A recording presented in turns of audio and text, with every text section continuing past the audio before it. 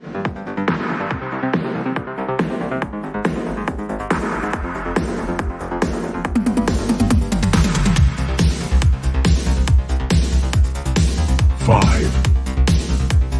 4, 3, 2, 1. KenCast. Hello, everyone, and welcome to KenCast. Thanks for joining me today. It is wonderful to see you. It's wonderful to be back. Thank you for your devotion and patience.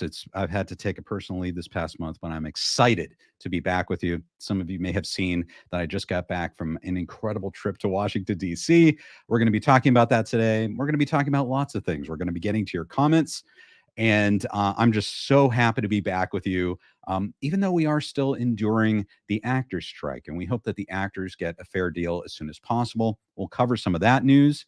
The first thing I'd like to do is thank our executive producer, Tig Terry Silver Rocks. Thank you for being a champion member and for being executive producer of KenCast. We all appreciate it. So it's great to have you here today. Let me see who's joined us. Lisa, wonderful to see you, Lisa. AEH, thank you so much for being a channel member. AEH, it's wonderful to have you. Starbrighter321, KenCast. Robbie Keene, great to see you. And then Starbrighter says, cool, hi Ken, it's raining in Connecticut today. So I'm in today. Okay, well, it's the best place to be during a rainy, perhaps cold, rainy day is inside, warm and cozy with a sweater, a mug of cocoa, and KenCast. So it's great to have you here, guys. I am going to today. The plan is I'm going to go through some news. We have some news that I'm sure you guys would like to talk about. Including, of course, Matthew Perry, including a new show coming up that if you're in the area, you can come see me perform. And then, of course, the SAG strike, and then my Washington, D.C. trip, where it was amazing. Of course, we want to save silver. That's our goal. So I can report to you everything we did during this trip. And Javier joining us from Facebook says, save Crease and save silver. That's really interesting.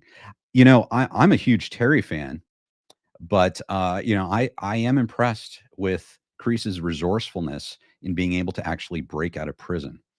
So yeah, I'll give all credit to him. It looks like Crease is able to save himself, and we can't wait to see what happens with that. Very good. Starbrighter's working on hazelnut coffee and not cocoa. Hashtag save silver. Thank you very much. Jasmine, thanks for joining us today.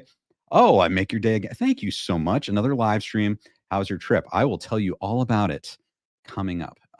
It's great to have you guys watching today. First thing I'd like to do is give a special thank you to our channel members. And you've seen them, I'm sure, comment here. They are absolutely wonderful in every way. Thank you. And you can see they have little karate belts of different colors, and each color, it goes up the ranks depending on how long they've been a channel member. And so I want to thank them very much. And I'd like to let you guys know that today, after this stream, I'll be doing a special stream for members, finalists, and up, where you guys can actually join me on the stream and we can talk to each other. So it's really cool. It'll be coming up in less than an hour on this channel. So thank you again so much to all the channel members. You're great people, and you make all the difference in supporting this channel. So it's great to see you. Ben Metello, Kenny Boy. Yes. I love that. I love that picture, Ben. That is amazing. Yeah. And I'd be interested to hear about your experience meeting Ralph Macchio. He's a really cool guy. So anyway, everyone, let's dive into things. And we are going to start today, like we traditionally do, by talking about the news. Let's here we go. Here's some news. KenCast News. That's right, guys. We're here talking about the news. First, I just saw this today. I want to give my special anniversary wishes to Peter Vonasak, He is celebrating his anniversary today. I was very lucky to celebrate my anniversary with my wife Amber this past week when we were in Washington D.C. And today it looks like it is Peter's anniversary from Cobra Kai Companion Podcast. He's been on here a few times. Just want to wish them a very happy day, happy anniversary. Okay, so I know you guys might have seen the news yesterday. Very sad news. It looks like Matthew Perry has passed away, which of course I think has just hit everyone so hard. He has kind of entered the pop culture consciousness and touched all of us with his humor and his amazing performance, especially as Chandler on Friends. I know I really enjoyed watching him on that show. I probably laughed the most at what Chandler did and said. And he's such a great talent, and it's so sad that he's gone. On this channel, though, we've also talked about video games quite a bit. And for those of you who didn't know, Matthew Perry was a huge fan of the Fallout franchise.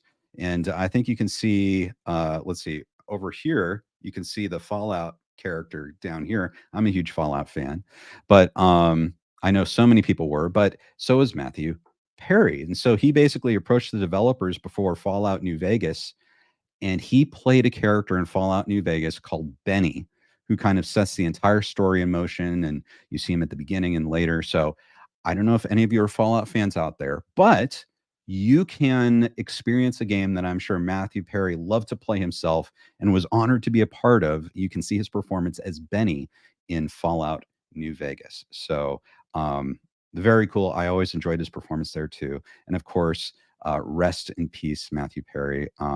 Man, so sad, so sad. So we are going to transition to some other news. Of course, we'll be talking about the entertainment industry as a whole. I do want to mention, I am so excited about this. I am going to be performing at Monologues and Mayhem. This is the same show that Gianni DiCenzo performed at. I'm going to be being the storyteller, along with Rich Baker, who's been on KenCast before, and all of these other extremely talented improvisers. This is an improvised comedy show. If you're around Glendale on Monday, November 6th, come see us. Come see us live, and it will be great. It is completely made up, improvised on the spot. I love doing improv. I love being performing with improvisers, and it is going to be an amazing show, and I hope you can make it. I don't know, I might talk to Rich and see if it's possible to live stream it. I'm not sure, but that would be cool too for everyone who cannot make it. So very excited to do that. Okay, so of course you may know that we have a strike going on, and this strike has been going on for so long, and I really hope that they can come to an agreement. But what I wanted to do was to pull up some news so we can read this together. This is from the Hollywood Reporter. This is as of last night. SAG-AFTRA, which is the Actors Guild, negotiations conclude for the day. That was Saturday, and continue to work Sunday. So, guys, I'm going to read this, but if you hear anything while we're doing this, because I can't check the news, let me know. Let me know in the comments if you hear anything, if they've come to an agreement. I hope that's just around the corner, but let's see what they say. A source tells the Hollywood Reporter that talks were constructive on Saturday. Well, that's good news. So let's read the article. As the SAG-AFTRA negotiations extend into the weekend, the union and Hollywood studios concluded their talks on Saturday over a new 3-year pact that could bring an end to the actors' strike. The work is set to continue Sunday, as one source tells the Hollywood Reporter that talks were constructive, quote, Saturday. The discussion saw the union side present its latest responses to the studios. The discussions were led on the studio side by Alliance of Motion Picture and Television Producers President Carol Lombardini on Saturday, with no top company executives present as they were in prior negotiation sessions this week. Okay, so the top CEOs kind of bagged out there. The development comes after the Performers Union and the Alliance of Motion Picture and Television Producers returned to negotiations for the first time in nearly 2 weeks on Tuesday. With the industry watching closely, two sides have been trading proposals over multiple days and have made some moves on hot button issues. And I just want to give some context. If you guys are joining now, the reason I'm talking about all these strikes and the actors strike are twofold. I think one, for this channel, it's kind of in solidarity with the actors. I'm not really doing content that promotes any struck work. Of course, I'll take your questions and we can talk about some things, but I'm not doing any themed shows. I'm not doing any real videos outside of actual reviews. No just general hype or discussion about any shows. That would include shows like Cobra Kai. So as soon as we can come to a resolution on the SAG strike, then we can continue back full throttle on the content that you know and love. So that's number one. And number two, of course, is if you are a fan of TV show and movies, like, say, Cobra Kai and other, basically anything in the entertainment industry, that's all been on pause now since basically starting with the writer's strike in right at the beginning of May, all the way up till now. It is almost November. Everything has been, well, almost everything's been shut down in Hollywood. So that means they have filmed the first episode of Cobra Kai season 6. That's it. They might need to go back and do some reshoots on that episode, but they haven't been able to film anything else. So we're looking at, potentially a long time before we could get any TV shows. Say, for example, Cobra Kai season 6.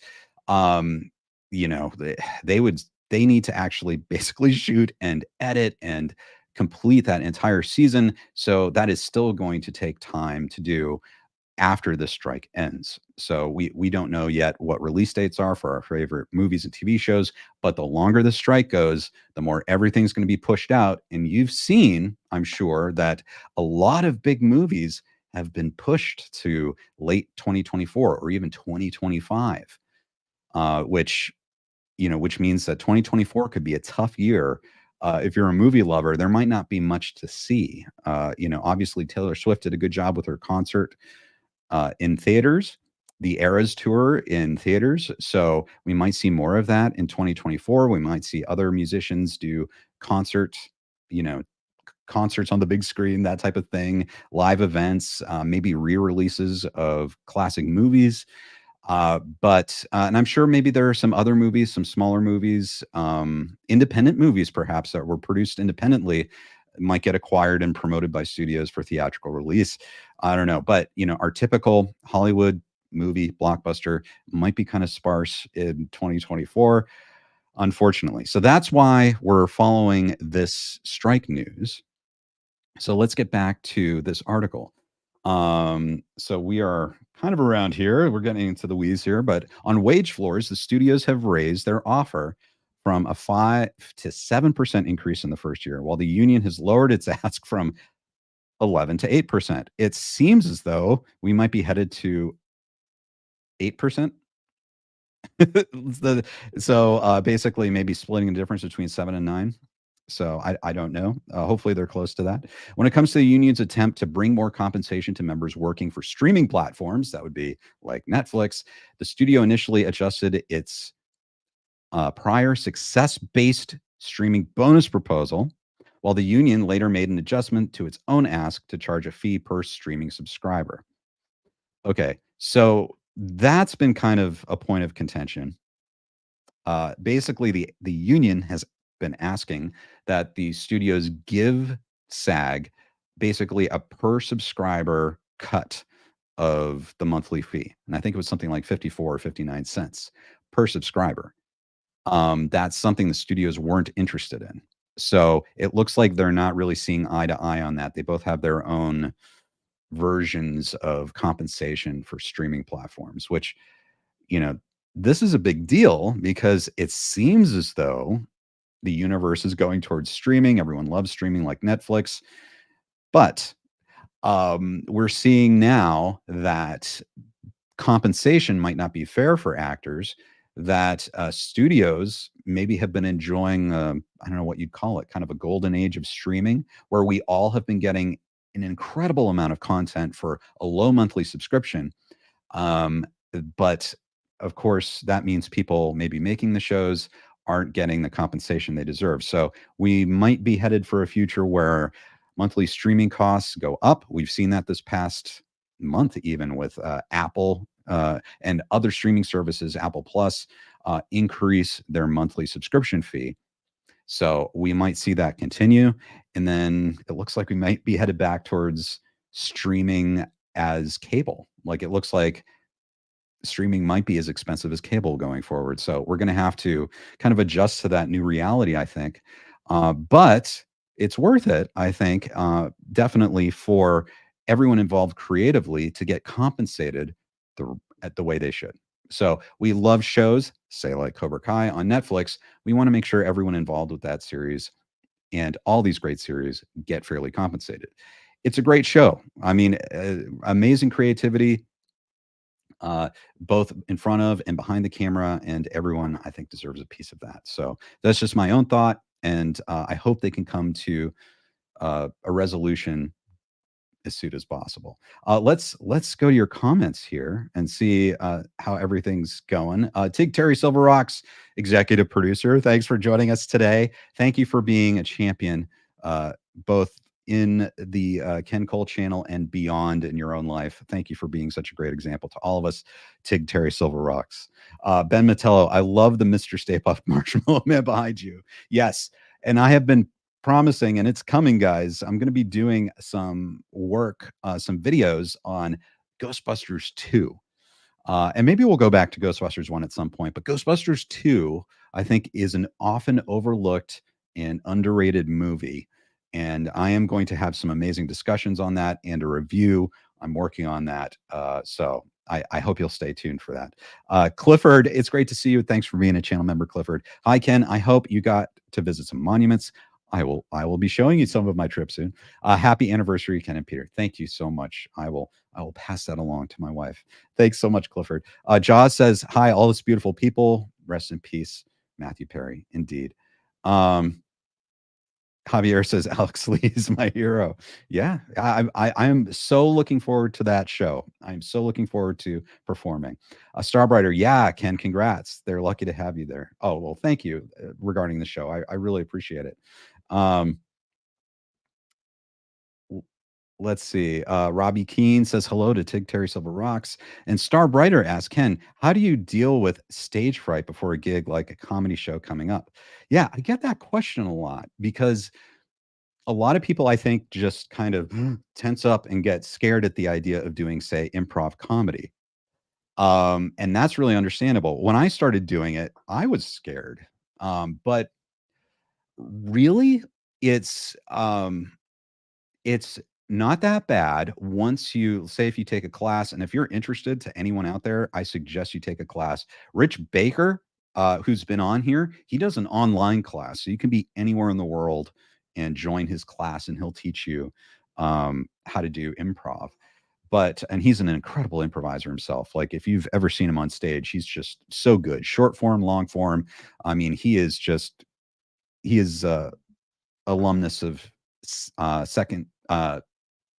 Second City, and I'm trying to think of what else. But yeah, he's absolutely fantastic. But the key is you learn techniques that where you trust what's going on in your brain, because, and this is just my own thoughts on this. This is the good stuff. Every one of you out there has your own thoughts and your own viewpoint on life and your own feelings.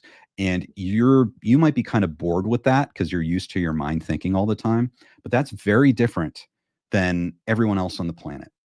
And believe it or not, whatever you've got going on, your own experiences, that is unique, and other people want that. That's the gold. That's what's entertaining, is that people get to see how you think. And so what you do is learn not to be nervous. You get up on stage and you basically learn to remove the filter and play, like you were a kid again, and trust the instant associations that your brain makes and just go with it. And it's very freeing and fun. And it's fun to watch. because it's like magic happening in front of the audience, and that's why I encourage anyone to come in person and do that, and participate, because we solicit suggestions from the audience. So it is a completely unique show for that audience. So yeah, I love improv comedy, and I hope everyone can get out to see it. And if not, maybe you'll be inspired to take some improv comedy classes. So Sesha says, Ken, we need to see Terry Silver get his own action series. Ooh. He was a Green Beret billionaire and karate teacher. Yes, I totally agree. He definitely deserves his own series. Of course, I have about 5 different ideas for series. If you watched the KenCast with Hayden Schlossberg over the summer, he teased this idea of a Dynatox series. We don't know if that's happening. We don't know if it's just an idea, but it would be, I think, amazing to see Terry. So he's such an interesting character. There's so many different layers to who he is that I think that would be absolutely amazing. Hermit State of Mind, 1 month ago, your last sit down stream, we missed you.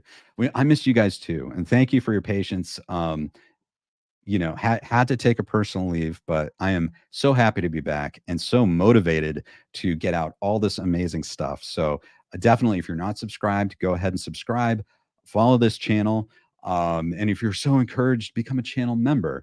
And we have a lot of great stuff for you coming up, and so much stuff after the SAG strike is over that we can finally do and get into. So, David Harris, long form for the win. Absolutely. Long form improv. I love doing it. And Rich Baker is really, really incredible at it as well. Josh says, congratulations for your anniversary and for the new monologue show. Well, thank you very much. Yeah, thank you. Yeah, it's a kick. It's going to be a kick to perform.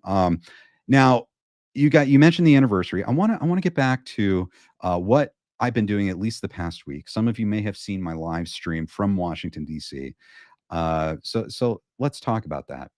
That's right, guys. This past week, I went to Washington, D.C. And again, we're working on fighting for the big T to get true justice, to get released. And we're trying to pull all the levers we can. So I went to visit a number of people. Of course, it was very tough this past week because Congress was kind of shut down and paralyzed by their own drama. Especially some of the people who would be sympathetic to the big T, they were kind of not able to do anything, if you know what I mean. But it was productive, and so let me go through a little bit of what happened during this trip. So we went to Mount Vernon. I don't know if you guys went to Mount Vernon. It's very inspiring.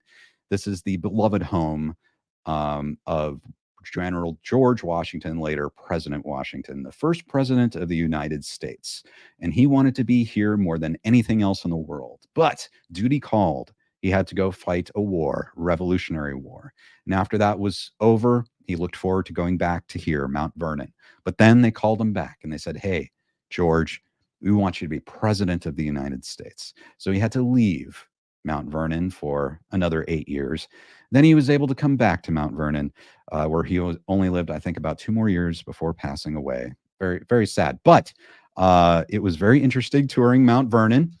It functions as a presidential library. Here's a shot of George Washington. Now, this supposedly, this was kind of what you'd call it, a wax figure, mannequin. Supposedly, this is like the most scientifically accurate reconstruction of what George Washington looked like. And I'd be interested to hear your thoughts on this. It was very, very interesting to look at this. This is supposedly very accurate. If you were to see George Washington in person, this is what he would have looked like. And guys, I bring up George Washington because, he's a leader. He's a great leader. He's good at so many different things, right? Or he was. He inspired a nation. He inspired devotion.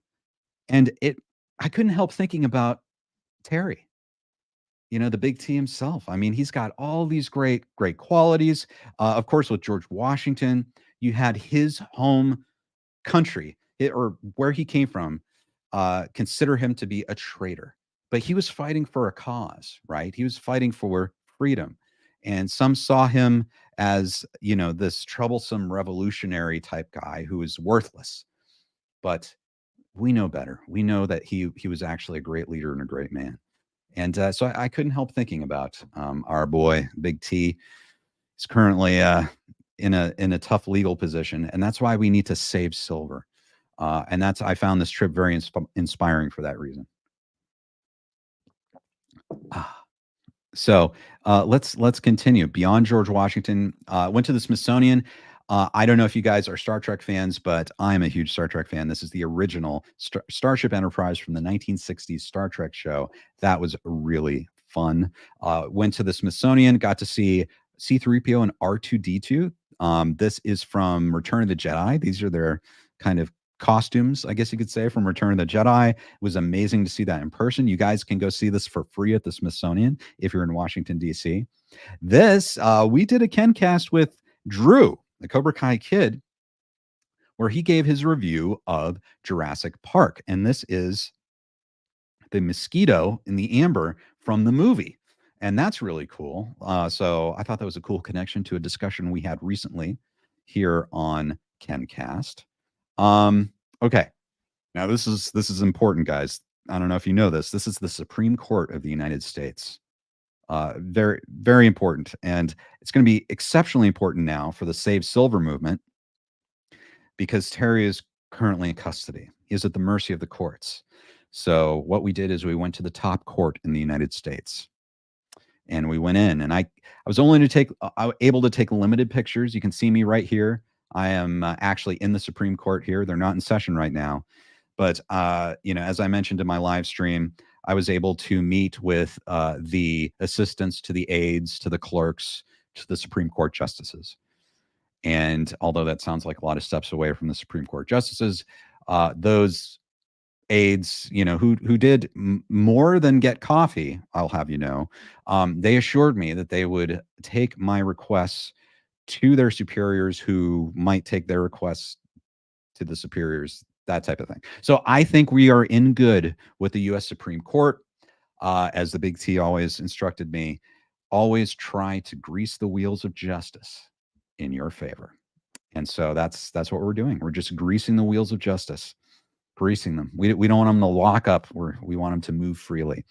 And that's what we want the Big T to be. Free. Save silver. So that was very inspiring. I really enjoyed going to the Supreme Court. After all that, I had the amazing opportunity to meet up with Cobra Kai Wisdom, Mike. Cobra Kai Wisdom. He was absolutely fantastic he always is. It's amazing to see him. He's an amazing friend from the Cobra Kai universe. If you guys somehow are not following him on Instagram and X and all these other platforms, go follow Cobra Kai Wisdom. He gives you so many amazing memes and such great humor and such great intelligence. He deserves a follow, and it will brighten your day every day. And this was just an amazing conversation. We talked all about the Karate Kid and Cobra Kai. We talked about Terry's legal issues. Mike is a lawyer, and we've had him on here, and we're going to have him on here again to talk about ways to help the Big T and help Terry Silver. So this was an incredible meeting. I posted this. Some of you may have seen this, and we had an amazing retweet from Sean Kanan, which was so cool. He said, "You guys are both awesome. Thank you for all you do for the Karate Kid Cobra Kai universe. That being said, your karate is a joke." So I am so humbled. Thank you, Sean. So humbled. Anything we can do to participate in this amazing fandom is absolutely incredible. And Sean's been on here a number of times. We hope to have him back as soon as possible.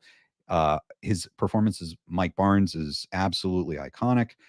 And I also want to take this moment to thank you, everyone watching, for being such an amazing fan. I really think that this fandom, if you are a fan of Cobra Kai, Karate Kid, is the best fandom. Like, so many people are so amazing. Every time I've had a chance to talk to you guys, like I will actually in the member stream coming up here in less than a half hour, you got it's like I've known you all for so many years. So it's incredible to have you here, and where we can all share what we love. And we love other things, movies and TV shows, and it's it's great to see you. Hermit State of Mind says Mount Vernon. That's where what's it? Albie Sure is from. I didn't know that. How interesting.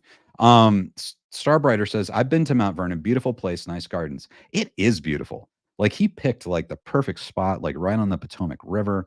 I could see why he would just want to chill there and just stay there forever. Jaw says long hair George Washington, maybe with a ponytail. Exactly. Exactly. He had a wig, but what if he didn't have a wig? It might have been white hair with a slick back ponytail. I like it. I like it. David Harris, Star Trek. Yes. Oh, good. You're another Trekker. That's amazing. I like that. The big W. It's great. White House or at his house. Exactly. Well, if you're someone who's a billionaire philanthropist, I'd say one house isn't enough. So why not all of the above? Starbrighter says, "This is great, Ken. I'm sure leaders on the Hill will help Terry with his legal trouble." They will. I think so. And, as we've seen in the news, there are some Supreme Court justices, I'm not going to name names, who seem perfectly happy to have their wheels greased. You know what I mean? So anything's possible. And we want justice. We believe that Terry should get justice. But, if there are ways that we can help convince people to kind of grease those wheels, I say we need to do that. David Harris says, "Thank you for doing this. Seriously great. It's my pleasure and my honor to do all of this all the time, guys. And if you have ideas on how we can best do these things, just let me know, and I'll do my best to execute those ideas." Hermit State of Mind says, "You remind me of those guys on Film Threat. They're one of my top reviewers." Yeah, Chris Gore and Alan. They're very talented. Thank you very much. I'm honored. That's great. And maybe we'll get into more reviews of current movies. I've been doing that, say, with DrewTube a bit, and it's fun. Obviously I love all movies and TV shows, and I'm a filmmaker myself, so I just love all that stuff. Joss says too, nicest, most talented of Cobra Kai. Yes. Clifford says, "First we had the Quicksilver method, now we have the Cole equation." Yes, I think I saw a female version of Johnny on Cobra Kai. Clifford, I'm going to have to ask you to explain that a bit more. I'm very interested. The Cole yes, I love the Cole equation. That's incredible. And of course, Tom Cole. He's part of the equation. Maybe Willie Cole is part of the equation. So we'll see.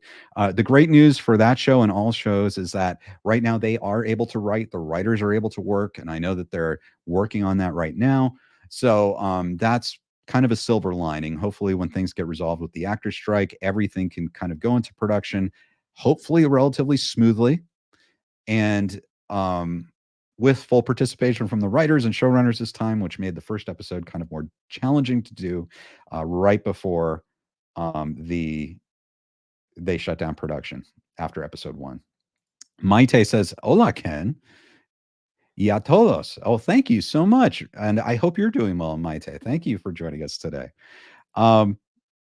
So everyone, it's so that's it. I'm happy to report everything that's been going on in Washington, D.C. This is the second year in a row. Unfortunately, our hearts go out to the Big T. We hope he's having fun in there. Hopefully, he's secured for himself some privileged holding facility that's more like a resort. I hope so, until he gets his justice. Looking forward to see what happens there. And it was really an amazing trip. Cobra Kai Wisdom Mike was absolutely fantastic. Chris Klotz, who's a channel member, I totally forgot that he lived in the DC area and I missed him. So Chris, if you're watching, hopefully next time, whenever I head out there, I can meet up and we can meet up. And guys, I don't know where you guys are, but let me know. I don't know if I'm heading around anywhere you are, but yeah, it's if I really appreciate all your comments. And like I said, you guys, whenever I meet you in person, it's absolutely incredible. So yep, Josh says hello to Maite and buenas noches. Yes, indeed. And I'm very aware of that. A lot of people actually watching this right now, I know, are say over in Europe, and it's evening, whereas it's midday here right now. But thank you for joining us. So Yes, I wanted to talk also about what we're going to be doing going up. Hopefully, Ghostbusters 2. I'm going to be doing, let me pull this up. This is a little preview. That's right, guys. I'll be wearing this pretty soon. It's time to give some attention and love to Ghostbusters 2. Probably one of the most underrated sequels of all time. And I am going to be joined by some people I think you recognize to talk about Ghostbusters 2. And I'll also be releasing my own review of Ghostbusters 2. And of course, we know that Ghostbusters 2 came out the exact same summer as The Karate Kid Part 3, in the exact same year as The Wizard, which I did an amazing review discussion with Strife the Warrior about. I encourage you to go back and listen to that. 1989, I think, was a very special year. So, but I don't. Hopefully, all of you have great memories of Ghostbusters 2, and also I hope that you have amazing Halloween plans. I'm very much looking forward to Halloween this year. But tonight, actually, I will be going to the Hollywood Bowl with my wife. We're going to be doing an anniversary. Kind of, we're celebrating our anniversary over a long period of time due to the trip. But we are going to see The Nightmare Before Christmas being performed live at the Hollywood Bowl. The music while the movie's playing with Danny Elfman. He's going to be there. Catherine O'Hara is going to be there. And some other, Ken Page is going to be there, and other musicians, guest musicians are going to be performing and singing all of the music from The Nightmare Before Christmas, which is a ton of fun. I think they're giving out trick or treat bags, that type of thing. So after these streams tonight, I'll be headed to the Hollywood Bowl. And we're really looking forward to doing that. And that's going to, I think, get us in the Halloween spirit. We have also, when we've had the opportunity, we've been trying to play, and we finally completed over a long period of time the Resident Evil 4 remake. That kind of got us in the Halloween mood. So I'm interested to hear, what are you guys doing for Halloween and how are you preparing? Marianella, thank you so much. I really appreciate it for the anniversary wishes. And she says, hello, everyone. Save Silver from Argentina. Here it's 4:38 p.m. Great. Okay, wonderful. So we have all different time periods. Clifford says, on the episode Road to Glory, the red-haired lady who bumped Johnny on purpose at the bar. Yes, she was aggressive and reminiscent of the old movies, etc. Right. She's like the mirror image of Johnny. I think that's a great call, Clifford. I love that. Now, one thing we learned from Clifford, we did a great members only stream for finalists and above before, and Clifford talked about actually being in the area where Cobra Kai is shot, and that's kind of a fantastic, cool thing.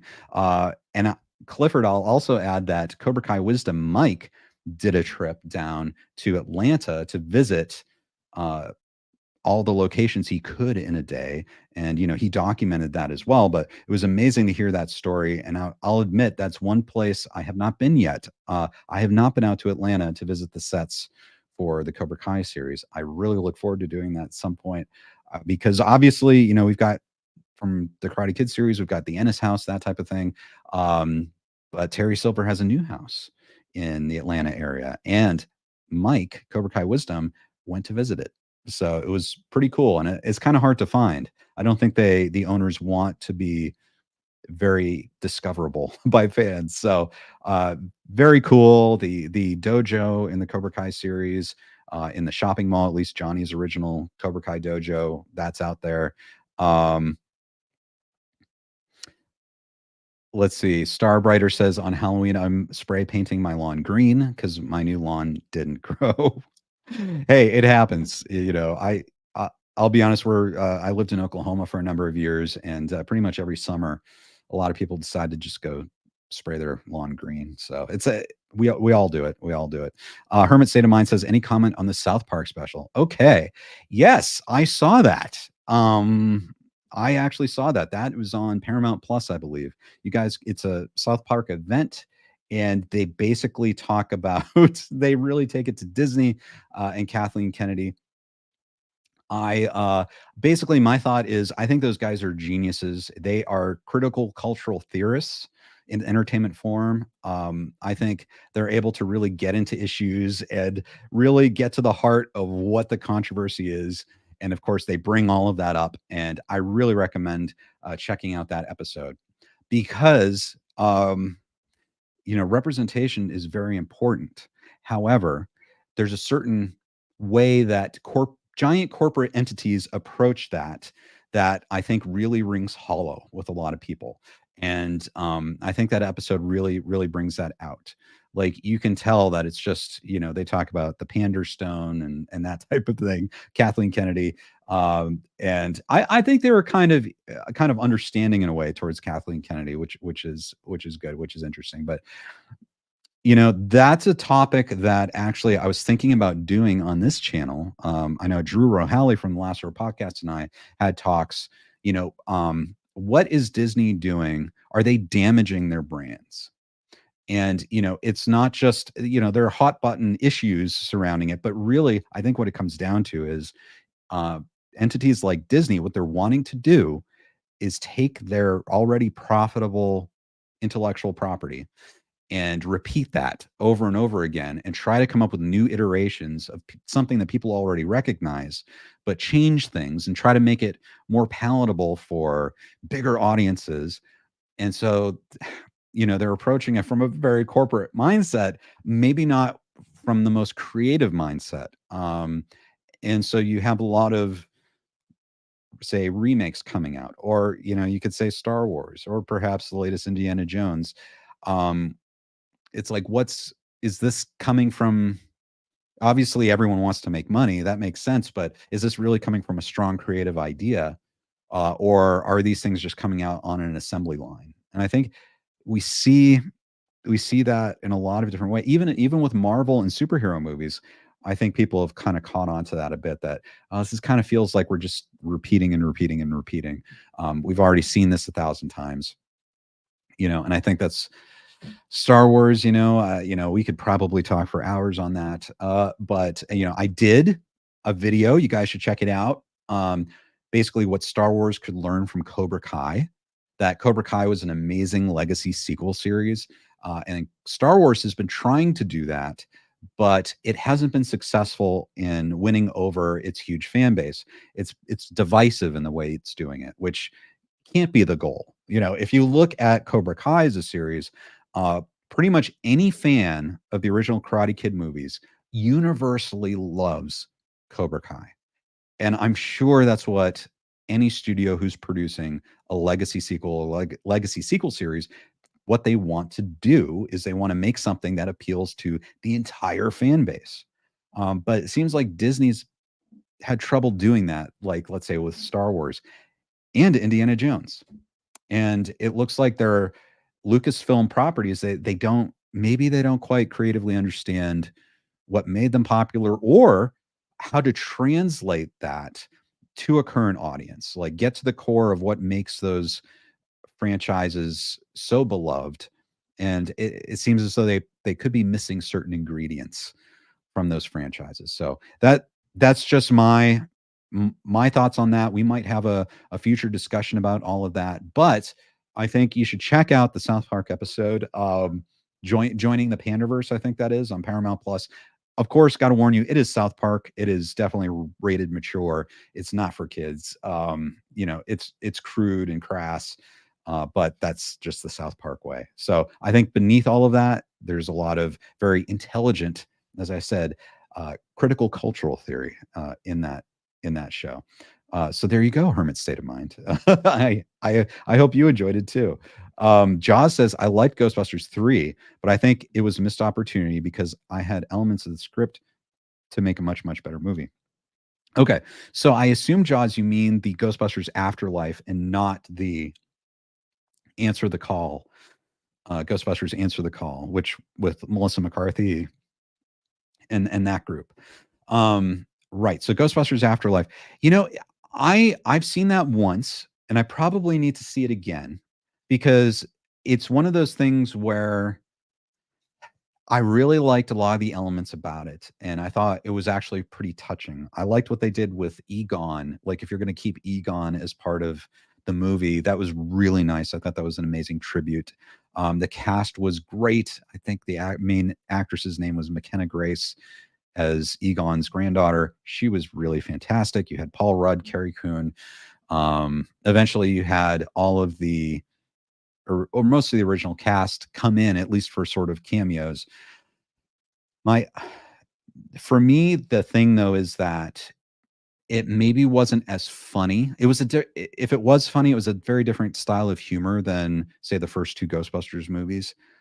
It was more, I don't know if you'd call it more morose. It was definitely, I don't know. It was almost more of a drama in a way than a comedy. It was a lot more slowly paced.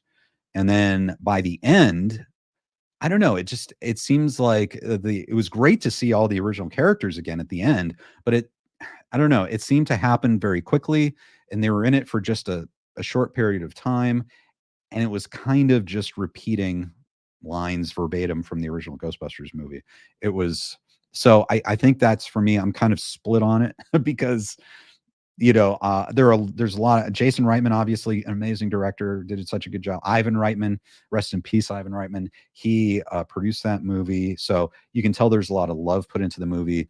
But yeah, I wish it maybe moved a little faster. Maybe it was a little funnier, and maybe the ending part with the original characters, we got to see more of them, and maybe there was something more new, fresh, something more interesting you could do with those characters instead of having them basically just repeat the end of Ghostbusters 1. I actually really loved in that movie just the post credits or mid credits scenes. I thought they were amazing. There were just these like you got to see Winston. I love what they did with Winston, and um he's like super rich now. I loved just that scene with Bill Murray and Sigourney Weaver doing that psychological test with the cards. Just an amazing scene. And I wish that the movie had more of that stuff in it, in the actual movie.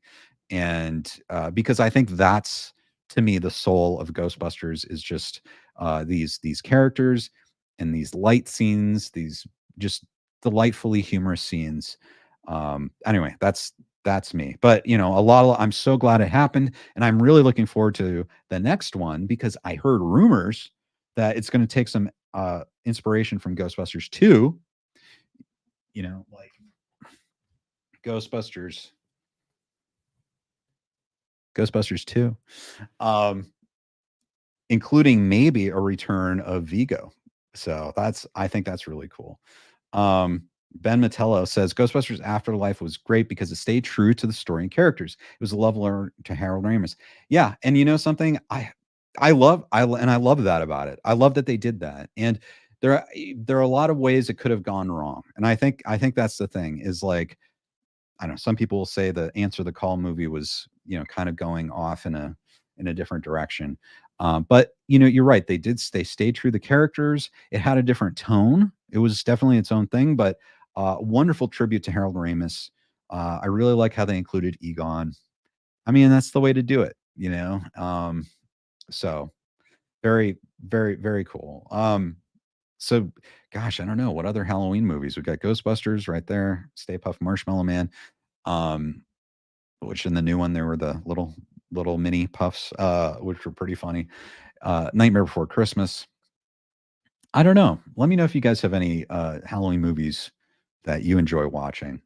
We have been trying to go back and watch the Universal horror classics like The Invisible Man, uh, The Wolf Man. What else do we? Oh, The Mummy. Saw that too. So all of these, kind of classic horror movies back from like the 30s and 40s, really, it's really interesting to see, and they're good, in their own way. They're very good, and they still hold up.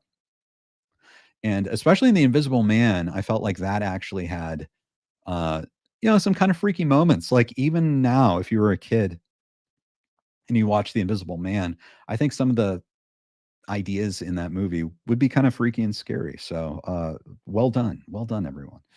Marianella says, if you want to see a horror movie, I recommend When Fear Stalks. It's an Argentine film. I don't know if it premiered there, but you can also watch it on Prime Video and Apple TV. Okay, that's a great suggestion. Thank you, Marianella. When Fear Stalks, everyone, check it out. And and there was, I will say, what was it?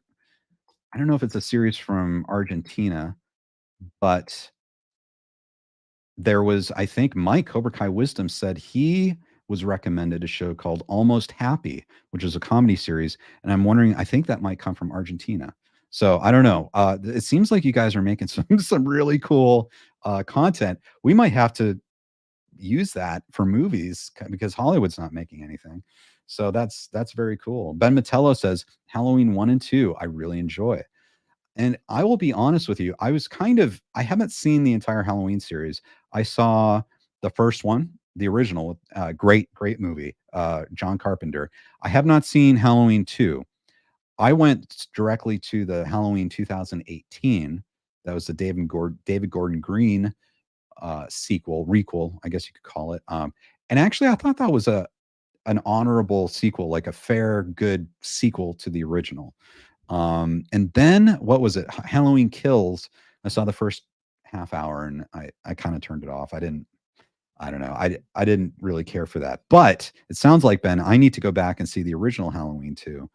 And then maybe beyond that, because I know they keep going and everyone talks about different things about the sequels. I know Halloween 3 is kind of divisive because it does a completely different thing, but then people say that Halloween 3 is actually has merit, but it just kind of misunderstood at the time. And Halloween 4 and 5 and 6, and 6 I think is the last one with Donald Pleasance. Then there's Halloween H2O. I'm trying to remember Halloween Resurrection with Paul Rudd, right?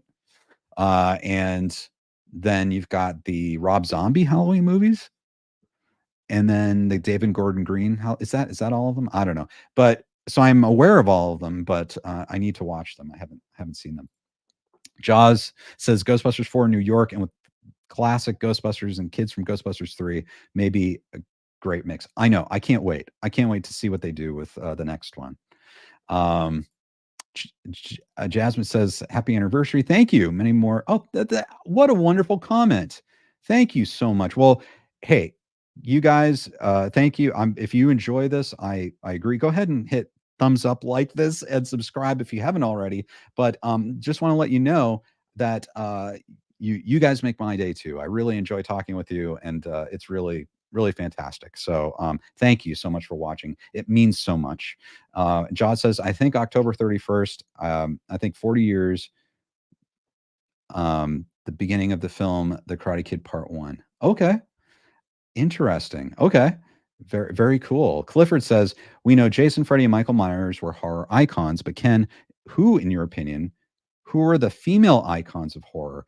I mean, it's hard to top Jamie Lee Curtis in Halloween. That's one of the things that always struck me about that original Halloween movie is that she's so smart. Her character is so smart, which a lot of these movies, especially say like the Friday the 13th series, a lot of the kids are dumb, and that's part of the fun.